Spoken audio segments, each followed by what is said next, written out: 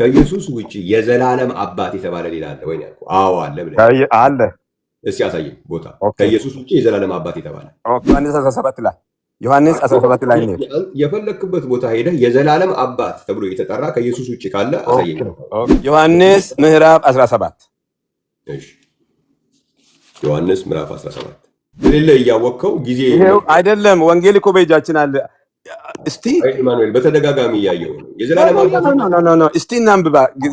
ቁጥሩን ንገረኝ። አሁን የት ቦታ ላይ ነው? ዮሐንስ ወንጌል 17 ላይ የዘላለም አባት የሚለው የትኛው ቁጥር ነው? ከአንድ እንጀምር።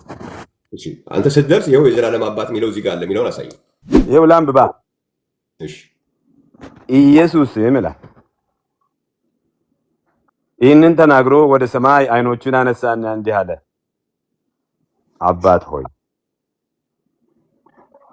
አይኖቹን ወደ ሰማይ አነሳና እንዲህ አለ። ማን? ኢየሱስ። አባት ሆይ፣ ሰዓቱ ደርሷል። ልጄም ያከብር ዘንድ በስጋም ሁሉ ላይ ስልጣን እንደሰጠኸው የሰጠውንም ሁሉ የዘላለም ሕይወት ይሰጣቸው ዘንድ ልጅን አክብረው። የዘላለም አባት የሚል ቃል እዚህ ጋር የለም። አብ የዘላለም አባት አይደለ እንዴ? እኔ አሁን ጠይቀኝ። እኔ አሁን የዘላለም አባት የተባለበት ቦታ አለ ወይ እዚህ ክፍል ላይ? መካድ ይቻላል። ወንጌል ግን ይሄው ይላል፣ አባት ሆይ አለ። ኢየሱስ አብ ነው ያልከው። የመጨረሻ ጊዜ ነው የምጠይቅህ። እሱ ትችላለህ፣ መብትህ ነው። ግን ወንጌል እንደዛ ይላል። ማስረጃ ኢየሱስ አብ ነው፣ እሱ የዘላለም አባት ነው ያልከው። ወንጌል ይሄው አባቴ ይላል፣ በሰማይ ያለኸው ይላል። መለስኩኝ እኮ ነው እየመለስ። ሌላ ቦታ እኮ አልወስድህም። ኢሳይያስ አሁን ኢሳይያስ ላይ የተናገርከው ሰጪው ማን ነው? ስጦታው ማን ነው? ሰጪው አብ ነው። ስጦታው የተሰጠው ልጅ አብ ከሆነ ሰጪውስ ማን ነው? አብን ሰጠ። ታዲያ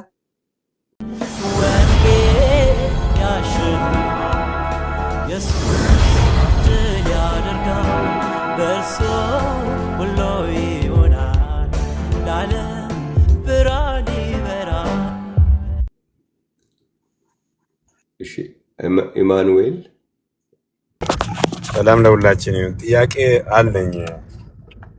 እሺ፣ ብዙውን ጊዜ እድል አላገኘሁም፣ ስታስተምር ግን ይሰማለሁ። ኢየሱስ አብ እንደሆነ ነው የምታስተምረው። ወንጌል ደግሞ ስናይ ኢየሱስ የእግዚአብሔር ልጅ እንደሆነ የምናገረው። እኔ የምናገረው ስለ ኢየሱስ ነው።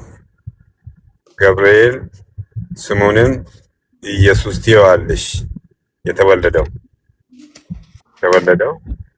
ኢየሱስን ስሙን ኢየሱስ ትይዋለሽ ብሎ የነገራትን ነው እየተናገርኩኝ ያለሁኝ። ስለዚህ ኢየሱስ ክርስቶስ ራሱ አባቴ ብሎ ተናግሯል። አብም ልጄ ብሎ ተናግሯል። ይህንን እንዴት ኢየሱስን አብ ብለን መጥራት እንችላለን? ጥያቄ ነው። ኦኬ፣ እስኪ የማርቆስ ወንጌል ምዕራፍ 3ን ክፈተው።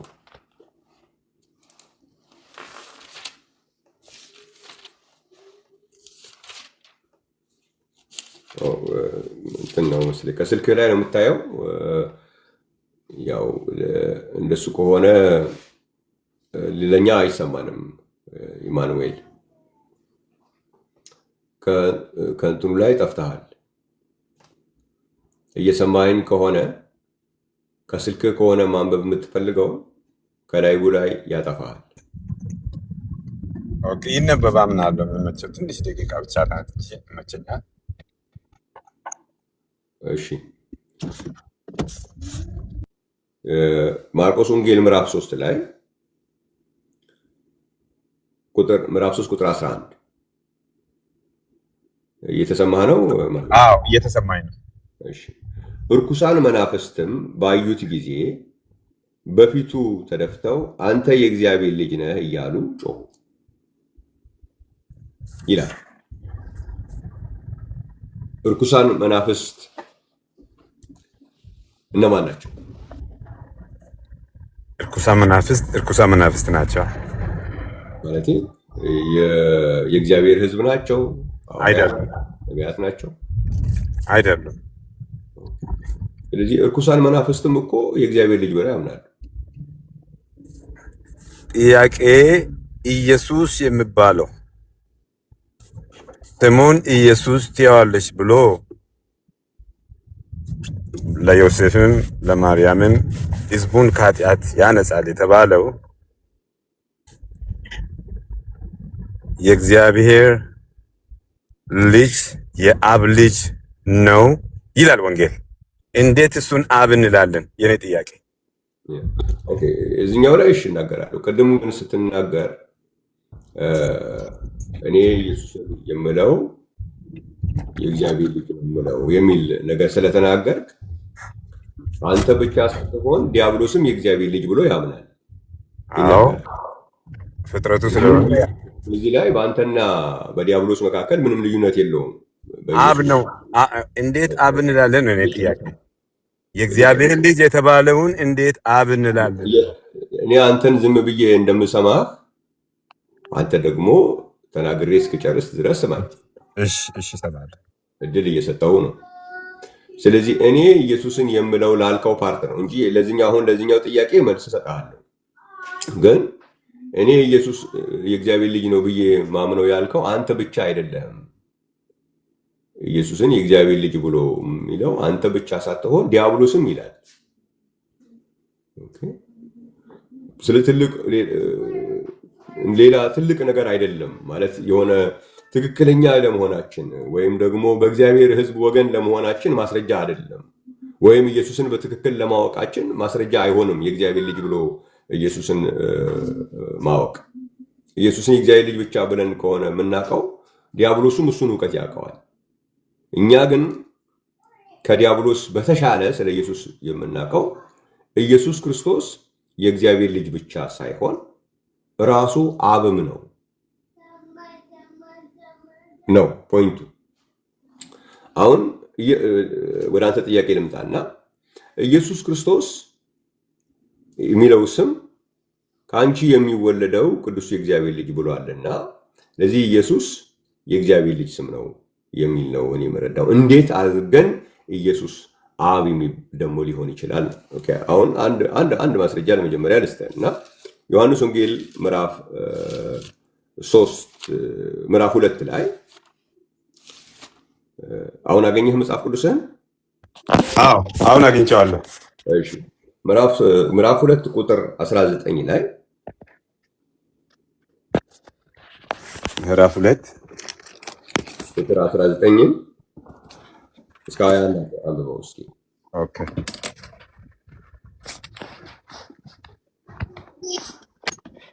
ዮሐንስ ምዕራፍ 2 ቁጥር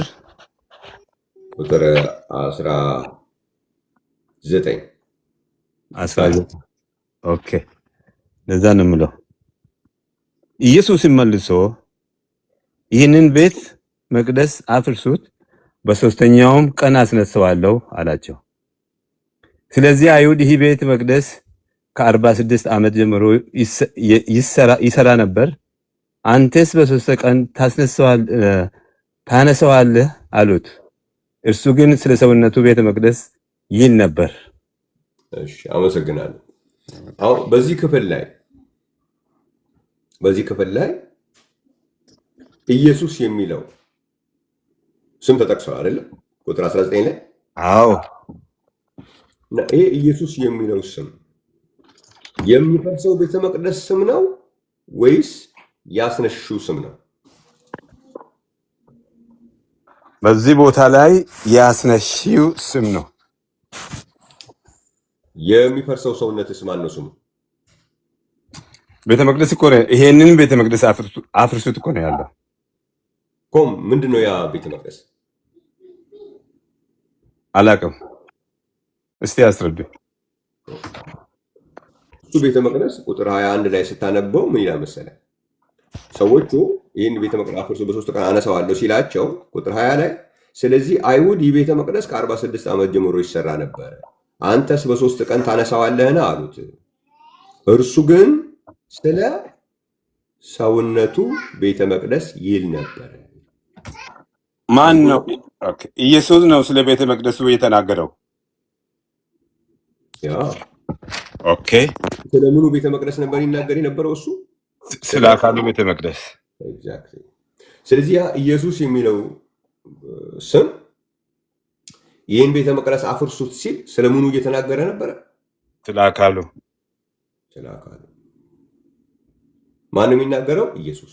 ኢየሱስ። ስለዚህ ይሄ አሁን እዚህ ጋር ኢየሱስ የሚለው ስም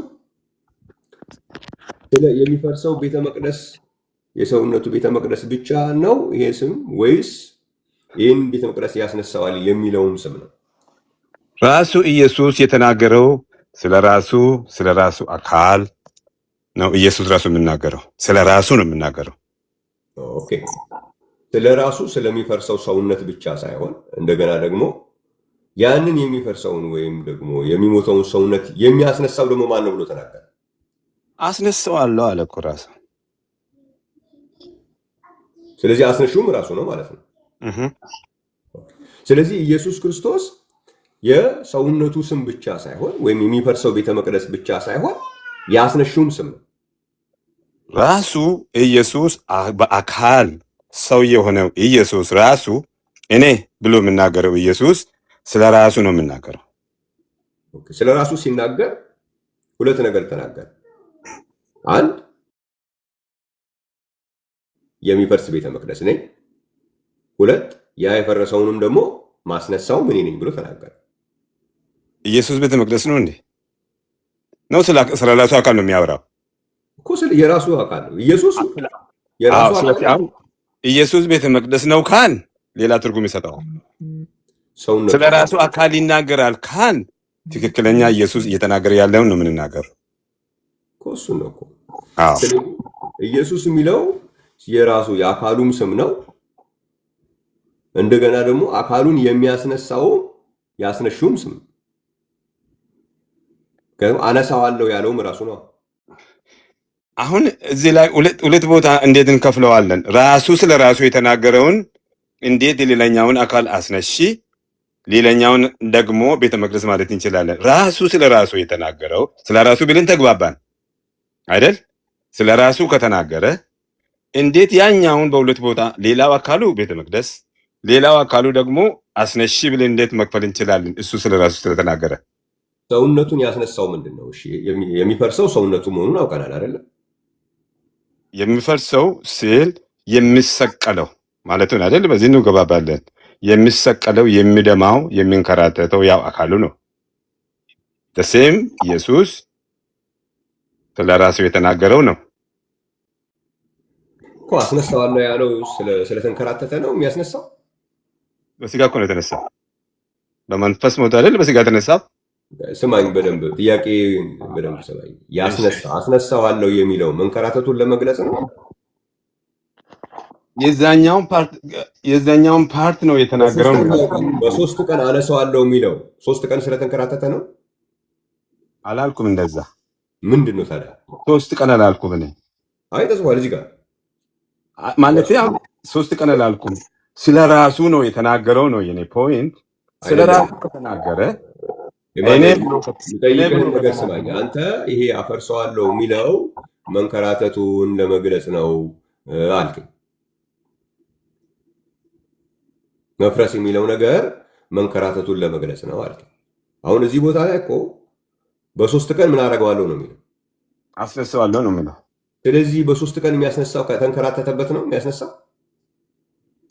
የተንከራተተ ያልኩት ቃል እሷን ብቻ ብንነጥቅ ወደ ሌላ ነገር ባንወስድ መልካም ነው። ምክንያቱም ይሄ ቤተ መቅደስ ያለው ቤተ መቅደሱ ምንድን ነው?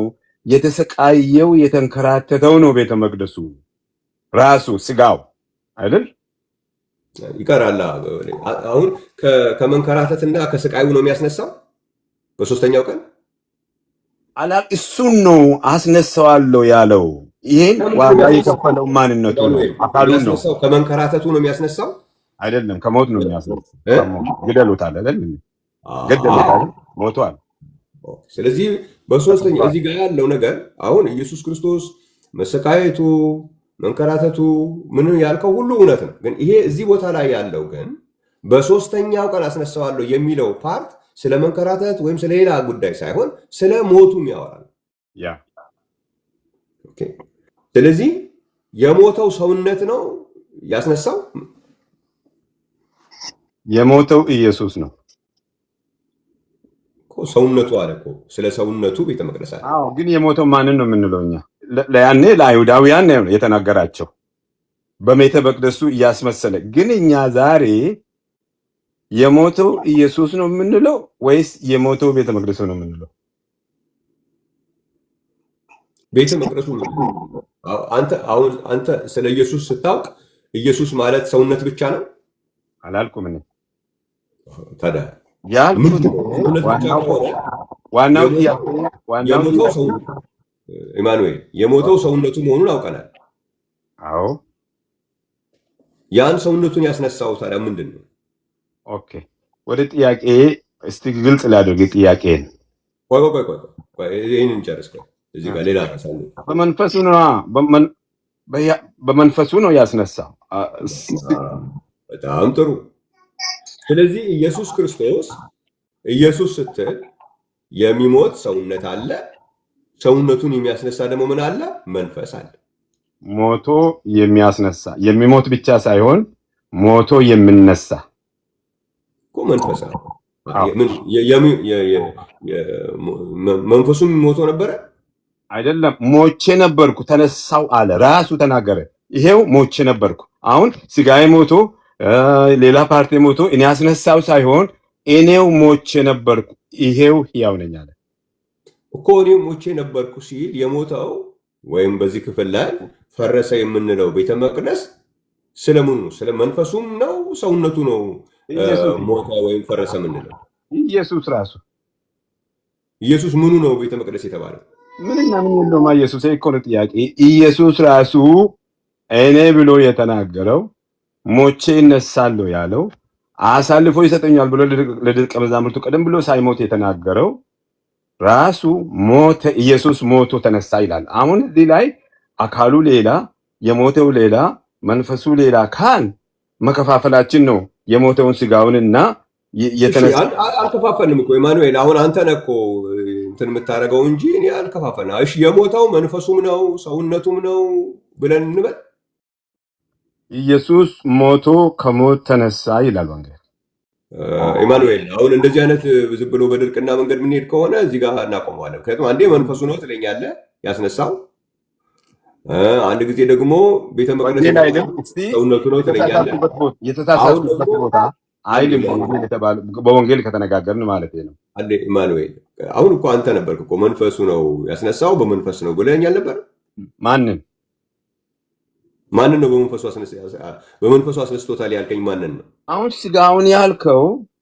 ቆይ እንደሱ አታርግ ኢማኑኤል። አሁን ስለ መንፈሱ የነገርከኝን እንጨርሰው። በመንፈሱ አስነስቶታል ያልከኝ ምኑን ነው? ስጋውን። ኦኬ። ስለዚህ መንፈሱ አልሞተም ነበር ማለት ነው?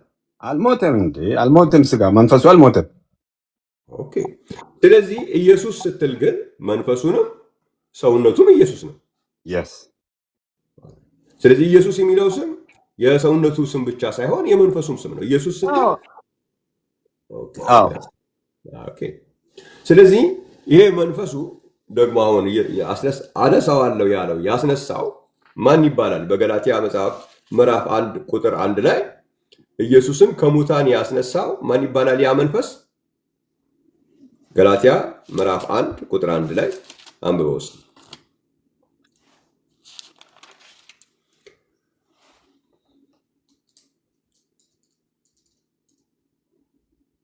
ገላትያ ስንት? ገላትያ 1:1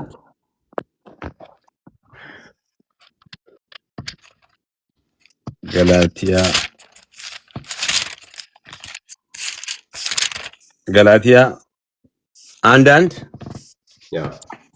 በኢየሱስ ክርስቶስ ከሙታን ባነሳው በእግዚአብሔር አብ ሐዋርያ የሆኑ እንጂ በሰዎች ወይስ በሰው ያልሆነው ጳውሎስ ከኔም ጋር ያሉት ወንድሞችም ሁሉ ወደ ገላትያ አብያተ ክርስቲያናት ይላል።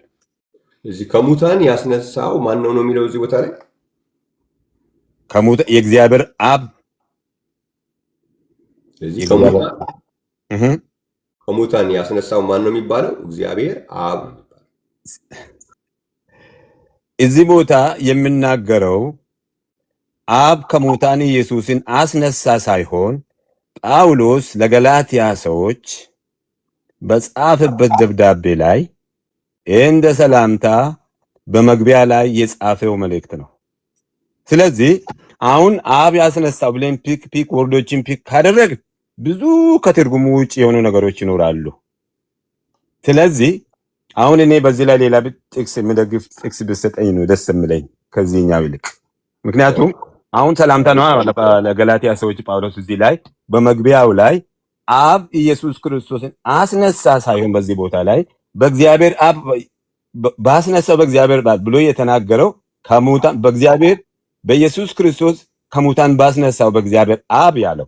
አሁን እኔ አብ አስነሳው የሚለው መካዲ አይደለም። ወንጌል ሌላ ቦታም ይላል። ምንድነው ወንጌል ቦታ መካዲ ካልሆነ አማኑኤል አሁን የምንነጋገረው እግዚአብሔር ቃል ይሄ ሁሎት እኔ ሰምቻለሁ አማኑኤል የእግዚአብሔር ቃል እየተነጋገርን እዚህ ጋር ሰላምታ ነው፣ እዚህ ጋር ደግሞ ባይ ያለው ነው፣ እዚህ ጋር ደግሞ እንዲህ ነው የሚባል ነገር የለም። በእግዚአብሔር ቃል ላይ የተጻፈ ነገር ወይ መቀበል ነው ወይ አለመቀበል ነው። በዚህ ክፍል ላይ ሐዋርያው ጳውሎስ ከሙታን ያስነሳው ማን ነው ብሎ ነው የተናገረው?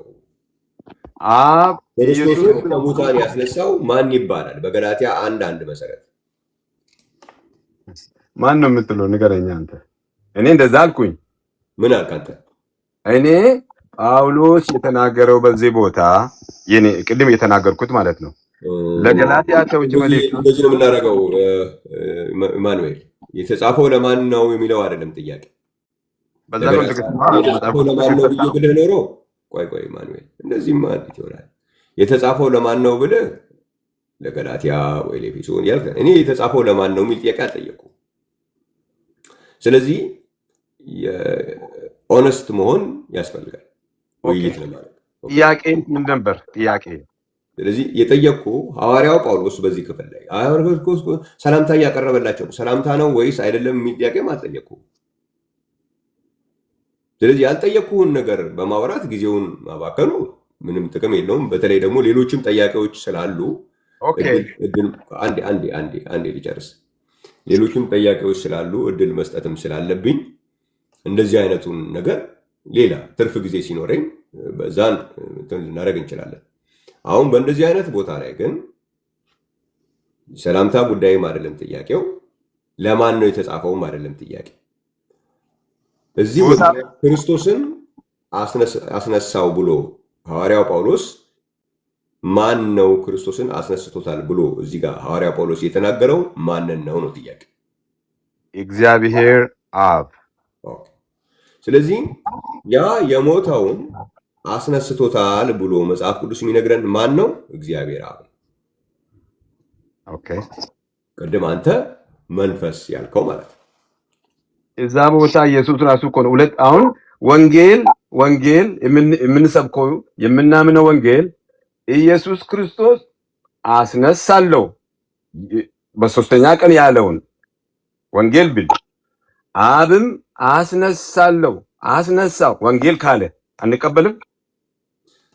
ኦኬ ወንጌል ካለ ይኸውልህ ኢየሱስ ክርስቶስ አስነሺ ሊሆን የሚችለው ያንተ መንፈስ ያልከው ሰውነቱን ያስነሳው ያ መንፈስ እግዚአብሔር አብ ከሆነ ነው። እኔ ይላል እኮ እግዚአብሔር አብ ነው እንጂ የሚለው መጽሐፍ ቅዱስ የትም ቦታ ላይ እግዚአብሔር ወልድ አስነሳው የሚል ቃል የለም። መጽሐፍ ቅዱስ ውስጥ አለ እግዚአብሔር ወልድ አስነሳው የሚል አለ? እግዚአብሔር ወልድ የሚለውን ለአሁኑ ቃሉን ተው እስቲ። እግዚአብሔር አብ የሚል አለ። ጥያቄ ስለ ኢየሱስ ነው። ኢየሱስ የሚለውን ስም ነው እኔ እየተነጋገርኩ ያለውን ስለ ወልድ ስለ ስላሴ። እዚህም እዛም እየሄድን እንትን ማድረግ የለብንም እኮ ያሳየው ያለሁት ኢየሱስ የሚባለው ስም የሞተው የእግዚአብሔር ልጅ አይደለም። የሞተው የእግዚአብሔር ልጅ ነው አልኩኝ እኮ አብ ስለሚታረገው ነው። አንድ ጊዜ የሞተው ብቻ ሳይሆን የሞተውን ያስነሳው እግዚአብሔር አብ የሞተው የእግዚአብሔር ልጅ ያን የሞተውን ደግሞ ያስነሳው ደግሞ ማን ነው? እግዚአብሔር አብ። እግዚአብሔር አብ የእግዚአብሔርን ልጅ ነው ያስነሳ።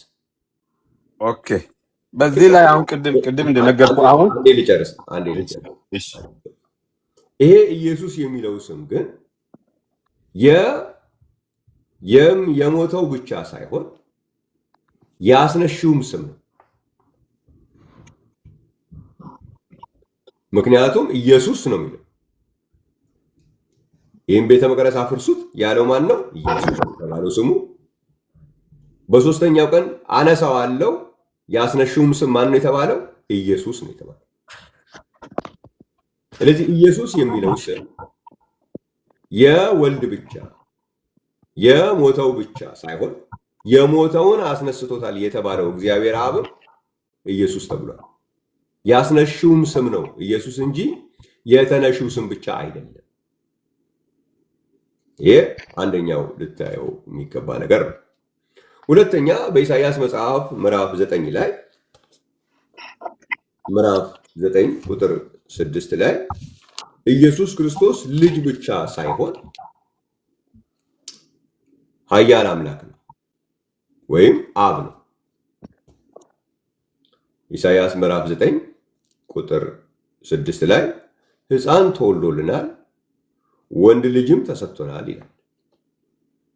ይሄ ወልድ ማለት ነው። ወንድ ልጅ ማለት አማርኛ ነው፣ በግዕዝ ግን ያው ወልድ የምንለው። ይሄ ልጅ ግን ምን አለው? አለቅነት በጫንቃው ላይ ይሆናል። ስለዚህ ልጅ ብቻ አይደለም፣ አለቅነት ደግሞ በጫንቃው ላይ አለ። ይሄ በጫንቃው ላይ ያለው አለቅነት ልጅ ብቻ አይደለም የሚያደርገው። ምን ደግሞ ምን እንዲባል ያደርገዋል? ድንቅ መካር፣ ኃያል አምላክ፣ የዘላለም አባት፣ የሰላም አለቃ እንዲባል ያደርገዋል። ስለዚህ ኢየሱስ ክርስቶስ ልጅ ብቻ አይደለም፣ ምንም ነው፣ ኃያል አምላክም ነው፣ የዘላለም አባት ነው። በመጽሐፍ ቅዱስ ውስጥ ከኢየሱስ ውጪ የዘላለም አባት የተባለ የምታውቀው አለ? አዎ አሁን ባልከው በኢሳይያስ ላይ ቆይ አዎ ካልከኝ በኋላ ሌላ ቦታ አትወሰደኝ። እየመለስኩኝ እኮ ነው። ሌላ ቦታ እኮ አልወስድህም። ኢሳይያስ ላይ የተናገርከው ሰጪው ማን ነው? ስጦታው ማን ነው? ሰጪው አብ ነው። ስጦታው የተሰጠው ልጅ አብ ከሆነ ሰጪውስ ማን ነው? አብን ሰጠ ታዲያ?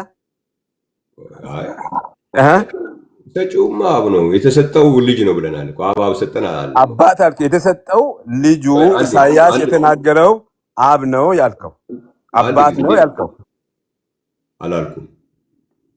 ኦኬ አሁን ሰጪውና ስጦታ አለ በዚህ ቦታ አይደል? አዎ ግን እሱ ጋር እንመጣለን። ቆይ አሁን መጀመሪያ ያልከኝን እንዳታጠፋብኝ። አላጠፋም። እኔ ሰጪና ኢሳይያስ ላይ ራሱ ስጦታና ሰጪ አለ። ቆይ እሱን አይደለም የጠየቁት። ጥያቄ ምንድን ነው የነበረው አልኩኝ። እሱን የመለስኩኝ እኮ ነው። ምንድን ነበር ጥያቄው? ከኢየሱስ ሌላ አባት አለ ወይ አልክ። አላልኩም። አብ አለ አልክ። አብ ነው ያልከው። አላልኩም። ምንድን ነው ያልከው? እስቲ ከኢየሱስ ውጪ የዘላለም አባት የተባለ ሌላ አለ ወይ ያልከው? አዎ አለ ብለህ አለ። እስኪ ያሳየኝ ቦታ ከኢየሱስ ውጪ የዘላለም አባት የተባለ። ኦኬ አንድ ከኢሳይያሱ ልጀምር እና ከዛ በኋላ ደግሞ ዮሐንስ 17 ላይ ነው የፈለክበት ቦታ ሄደህ የዘላለም አባት ተብሎ የተጠራ ከኢየሱስ ውጪ ካለ አሳየኝ።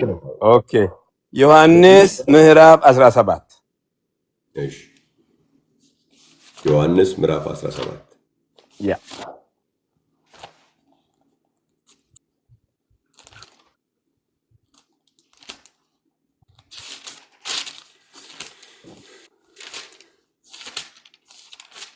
ምንድን ነው መሰለህ አሁን ትንሽ ችግር እየሆነ ያለው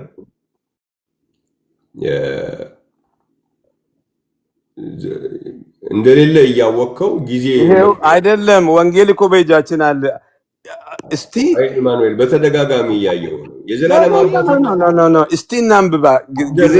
እሺ ቁጥሩን ንገረኝ። አሁን የት ቦታ ላይ ነው? ዮሐንስ ወንጌል 17 ላይ የዘላለም አባት የሚለው የትኛው ቁጥር ነው? ከአንድ እንጀምር። እሺ አንተ ስትደርስ ይኸው የዘላለም አባት የሚለው እዚህ ጋር አለ የሚለውን አሳይ።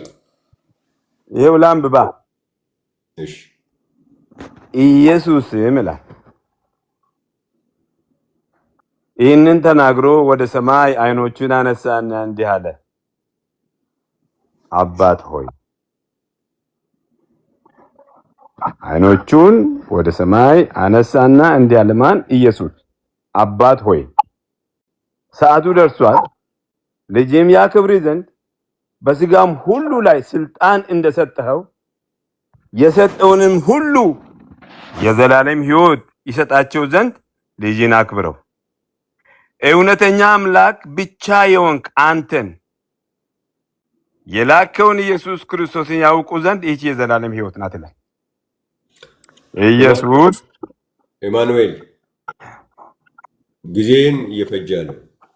የዘላለም አባት የሚል ቃል እዚህ ጋር የለም። አብ የዘላለም አባት አይደል እንዴ? እኔ አሁን ጠይቀኝ። እኔ አሁን የዘላለም አባት የተባለበት ቦታ አለ ወይ እዚህ ክፍል ላይ? መካድ ይቻላል። ወንጌል ግን ይሄው ይላል፣ አባት ሆይ አለ። ኢየሱስ አብ ነው ያልከው የመጨረሻ ጊዜ ነው የምጠይቅ። እሱ ትችላለህ፣ መብትህ ነው። ግን ወንጌል እንደዛ ይላል። ማስረጃ ኢየሱስ አብ ነው፣ እሱ የዘላለም አባት ነው ያልከው ወንጌል ይሄው አባቴ ይላል፣ በሰማይ ያለኸው ይላል። ኢማኑኤል ወይ እኔ አባት የሚል አብ የሚል 1,000 ሚሊዮን አወጣልሃለሁ። የጠየቅኩ ጥያቄ የዘላለም አባት የሚል አለ ወይ ነው ያልኩ። ካለ አሁንም ያለበት ቦታ እድል ልስጥህ። ዝም ብለህ አብ የሚል አይደለም የጠየቅኩ፣ የዘላለም አባት የሚል አለ ወይ? ኦኬ፣ ይሄን ነው ያለኝ መረጃ። ኦኬ፣ ስለዚህ የለም። ያለመቀበል እሺ፣ አሁን ሌላ ነገር አንነጋገር። ትርፍ ቃል ግን ጥያቄ መልስልኝ። ጥያቄ አሁን ጠየቀኝ። እኔ ጥያቄ ነበርኩኝ። ኢማኑኤል እባክህ አትደርብ። እሺ፣ ሰጥቼ ይሄው ሚዩት የሰማው የዘላለም አባት የሚል ከኢየሱስ ውጪ ሌላ አለ ወይ ነው ጥያቄ። ካለ ይሄው እዚህ ቦታ ላይ የዘላለም አባት የተባለ ብለህ ማሳየት ትችላለህ እንጂ አባት የሚል ወይም አብ የሚል ቃል አምጥተህ ይሄው ብትለኝ አይሆንም። የዘላለም አባት ነው የጠየቁ። ለምሳሌ አንድ ነገር ኢማኑኤል፣ እግዚአብሔር በመጀመሪያ ሰማይና ምድርን ፈጠረ የሚል ቃል አለ መጽሐፍ ቅዱስ ውስጥ? አዎ አለ። ጥያቄን ግን መልስልኝ። ጥያቄን መልስልኝ። ያው ዋናው እዛ ብንመለስ ያንተ ላይ ስላለው ያንተ ጥያቄ ላይ ስለሆንኩ ነው እንጂ የኔ ላይ ሲመጣ መልሳለሁ። እግዚአብሔር በመጀመሪያ ሰማይና ምድርን ፈጠረ የሚል የት ነው ያለው? ዘፍጥረት ላይ ነው ያለው። ዘፍጥረት ስንት ላይ?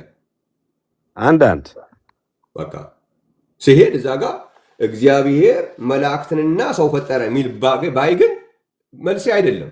አልጠየቅኩህማ።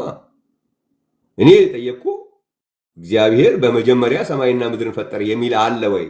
ስለ አዎ ካልክ እንደሱ የሚል ነው የምታሳየኝ እንጂ ሌላ ነገር አሳይተህ ይህንን ካልተቀበልክ እንግዲህ ምን ማድረግ እንችላለን? ችግር የለውም። ቀጥታ ወርድ በወርድ አትደርብ። ድል ሰጥተህ ትናገራለህ። ያልጠየቅኩህን ጉዳይ አንብበህ ሲሆን ምንድን ነው መሰለህ የሚሆነው? እልህ ነው እሱ። በቃ የለኝም ያለ ማለት እልህ ስለሆነ የሚሆነው ይሄ ለአንተም አይጠቅምም፣ ለእኔም አይጠቅምም። እዚህ ቤት ውስጥ እየሰሙን ላሉ ከ200 በላይ የሆኑ ወገኖችም አይጠቅምም። ስለዚህ አሁን ልታገኝ አትችልም። ዛሬ ብቻ አይደለም፣ ለሚቀጥሉት 1 ሚሊዮን ዓመት ዕድሜ ቢሰጥህ ከኢየሱስ ውጭ የዘላለም አባት ተብሎ የተጠራ መጽሐፍ ቅዱስ ውስጥ ልታገኝ አትችልም። የለም። ይግባባለሁ ካንተ ጋር። ኢየሱስ የዘላለም አባት እንደ ኢሳይያስ ምዕራፍ 9 ላይ ኢየሱስ የተሰጠው ከአብ የተሰጠው አባት ያለው እሱ የዘላለም አባት መሆኑን ካንተ ጋር ይግባባል። ጥያቄ ግን ኢየሱስ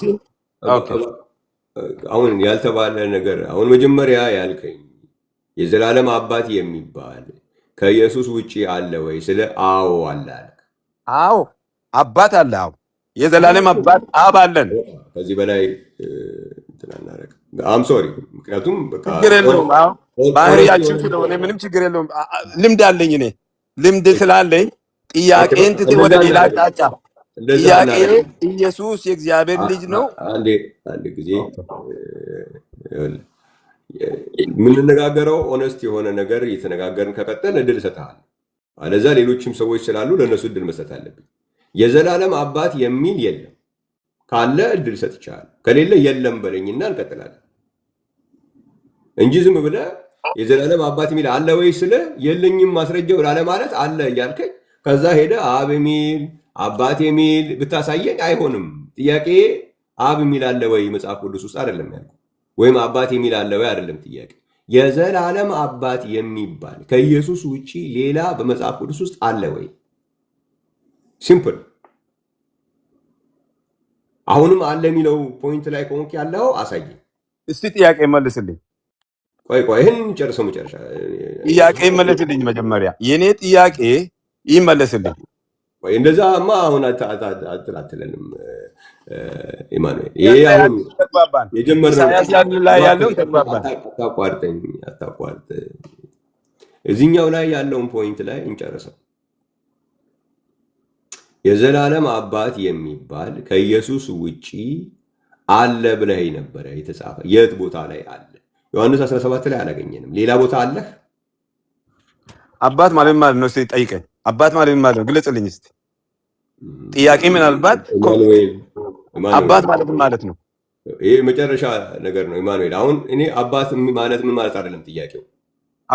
አለ ካልክ አባት ካለ አሁን አንተ በመጽሐፍ ቅዱስ ያለው ከዚህ በላይ ምንም ልረዳው አልችልም። ዝም ብሎ ያው የለም በቃ ስለሌለ ዝም ብሎ ጊዜያችንን ነው የሚያባክነው። ሊገኝ አይችልም፣ ሊኖርም አይችልም፣ ሊያሳየን አይችልም።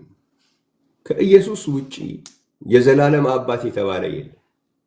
ከኢየሱስ ውጪ የዘላለም አባት የሚል ከሌለ ደግሞ ሌላ ዘላለማዊ አባት ወይም አብ መፍጠር አይቻልም። እግዚአብሔር የተመሰገነ ይሁን። ኢየሱስ ክርስቶስን ሌላኛው አባት እንኳን ማድረግ ቢፈለግ የዘላለም አባት ሆኖ ሌላኛው አባት ሊሆን አይችልም። በሌሎች ወገኖቻችን ሐሳብ መሰረት ኢየሱስ አብ አባት የተባለው ወልድን ወልዶ ነው የሚሉን። ወልድን ስለወለደ ከቅድመ ዓለም ወልድን ስለወለደው ነው አብ የተባለው ነው። ወልድስ ማንን ወልዶ ነው የዘላለም አባት የሚሆነው? እንግዲህ ቅድመ ዓለም ወልድ አብ ያልሆነ አባት ነው ብለው ማለት ከሆነ የወልድ አባትነት እኮ ወልድ እኮ እንዴት ነው የሚሆነው? ኢየሱስ እኮ አባት አይደለም የተባለው የዘላለም አባት። የዘላለም አምላክ ሲባል ምን ማለት ነው? የዘላለም አምላክ አምላክነቱ ከዚህ ጊዜ የማይጀምር ማለት ነው። የዘላለም አባት ስንልም አባትነቱ ከዚህ ጊዜ የሚጀምር አይደለም። አንዳንድ ጊዜ በጣም የሚገርማችሁ እንደነ አቢጌል አቢያሳፍ ምናምን ከሚባል በጣም ከጭንቀት የተነሳ ማለት ነው የመሰብሰብ አባት ምንድን ነው የሚባለው የጥንካሬ አባት ምናምን የሚባሉትን ሰብስቦ ከኢየሱስ አንዳንዶቹ እንዲያውም ከዲያብሎስ ጋር ሙሉ የሚያመሳስሉ አሉ። ዲያብሎስ የሐሰት አባት እንደተባለው ከዛ ጋር እነዚህ ሁሉ እኮ ባህሪን ነው የሚያሳዩት እኮ። ወንጌል ያሸንፋል፣ ኢየሱስ ድል ያደርጋል በእርሱ